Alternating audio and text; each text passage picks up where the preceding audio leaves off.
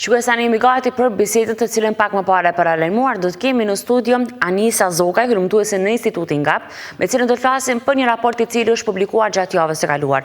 Të premten është bajtur po ashtu tryeza këtij raporti, ku janë treguar edhe të gjeturat nga kjo lëmtim, dhe që tema ka qenë forcimi I mbështetjes financiare për bizneset në pronësi të grave dhe pakicave etnike në Kosovë.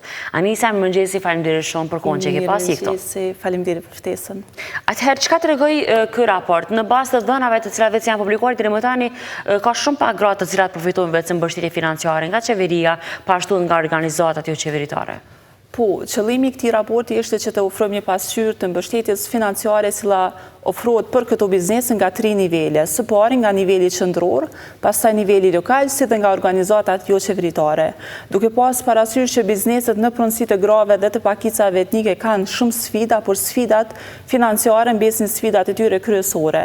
Megjithëse së fundmi janë ofruar disa skema të granteve dhe të subvencioneve, prap qasja në to është E kufizuar për këtë grup të bizneseve. Cilat komuna përfshirë këtu në lëmtim, edhe dua të di që a ka dallime mes komunave kur marrin mbështetje gratë, kam shembull fjalë nëse vetë sekretari I asaj komune ta kanë pushtetit, domethënë është I partisë që vetë qeveria ka shumicën, mendoni që në ato raste kanë më shumë mbështetje apo jo? Së pari ne kemi bërë një anketë gjithëpërfshirëse, pra ajo është shtrirë në të gjitha komunat e Kosovës. Me 757 biznese, prej tyre 399 biznese janë në pronësi të grave, ndërsa 358 biznese në pronësi të pakicave etnike.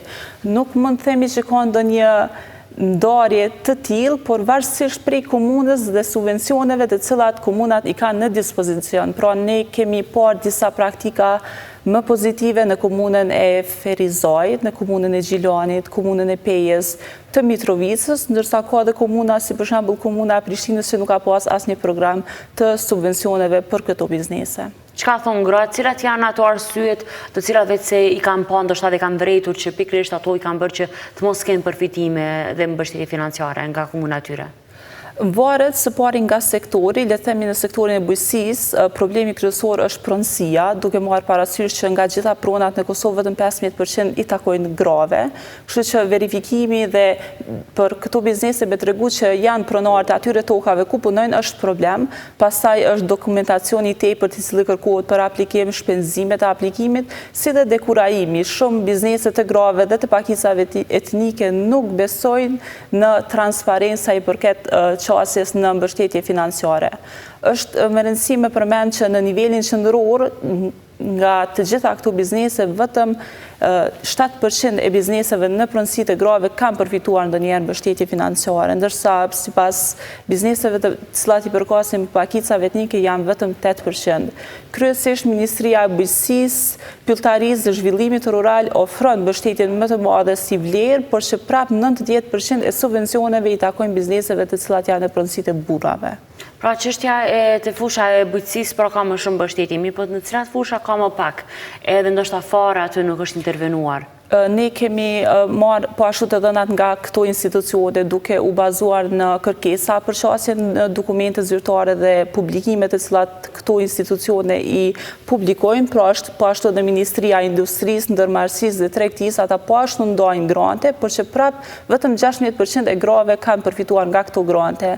Një shpërndarje pak më të balancuar e vrim tek Ministria e Zhvillimit Rajonal ka disa vite, nga viti 2018 deri në vitin 2024, ku rreth 40% e bizneseve përfituese kanë qenë në pronësi të grave. Kemi po ashtu edhe fondin për garanci kreditore, të cilët bëjnë garancimin e kredive për këto bizneset, dhe ata kanë një lloj dritare të veçantë për gratë ndërmarrëse, por prap nëse shohim portfolien e përgjithshme të fondit, pjesëmarrja e bizneseve të grave është diku rreth 14 deri në 15%. Pse mendoni që në fushën e bujqësisë mund të ketë pak më shumë ndihmë themi se sa në sektore të tjera? Mendoni që është një fushë pak më e lirë dhe që buxheti vetëse është më I mjaftueshëm në atë kohë, apo ndoshta edhe dëshiron që qeveria pikërisht gratë I nxjisë më shumë në këtë fushë të mirën?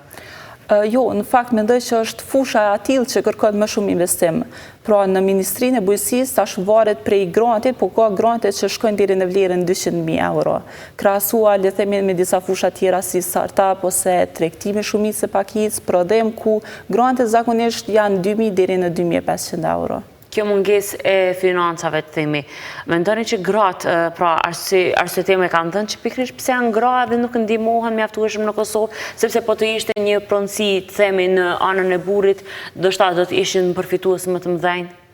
Në fakt, gjetjet rona tregojnë që kur vije punat e organizatat jo qeveritare, që vendore ose të huaja, mbështetja është më e madhe, që do të thotë që këto organizata kanë disa praktika të cilat janë më pozitive, më të drejta dhe më gjithëpërfshirëse. Kështu që problemi më shumë është tek mbështetja sa i përket institucioneve.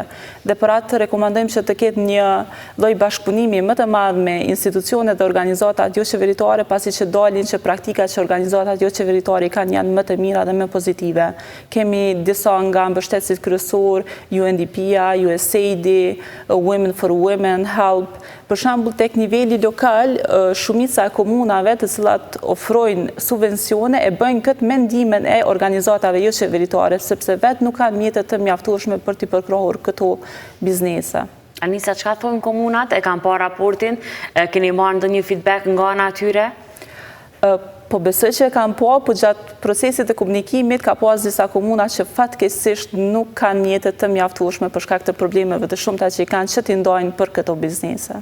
Çka mendojnë do të ndërmarrë edhe komunat pashtu dhe ana e qeverisë në mënyrë që këto biznese të cilat janë të udhëhequra nga gratë, pashtu nga pakicat pra etnike që të zgjerohen pashtu të zhvillojnë biznesin e tyre? Ne shohim shumë të rëndësishëm zhvillimin e disa masave afirmative, ku disa fonde duhet të rezervohej vetëm për këto biznese. Do të thotë një shumë e fondit të rezervohet vetëm për këto biznese.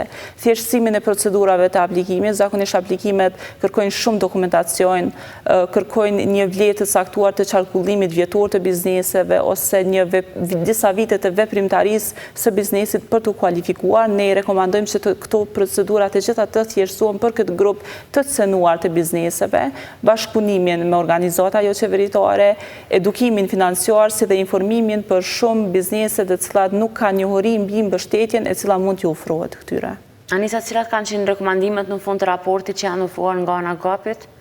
Pra këto paka shumë janë rekomandimet. Është shumë e rëndësishme që ne t'i informojmë bizneset, sidomos bizneset në zonat rurale që nuk kanë as pak informacion, ka shumë bizneset që nuk kanë për shembull informacion për rolin që ka fondi kosovar për garanci kreditore, që është shumë i rëndësishëm në garantimin e kredive për këto biznese, si dhe përgjithësi informim mbi grantet dhe subvencionet të cilat ofrohen. Keni në plan një raport të tillë për të vazhduar apo ndoshta me tema të tjera pritet? Ky raport në fakt është një vazhdimsi i disa raporteve të cilat ne vazhdimisht i bëjmë në këtë fushë, sepse ne besojmë që mesazhi kryesor është që këto biznese kanë potencial, por që i duhet pak më shumë mbështetje financiare për të arritur potencialin e tyre të plotë.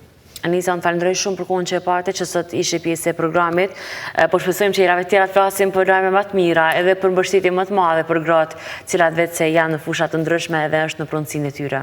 Faleminderit për ftesën. Faleminderit shumë për kohën edhe një herë dhe shumë suksese në raporte të tjera.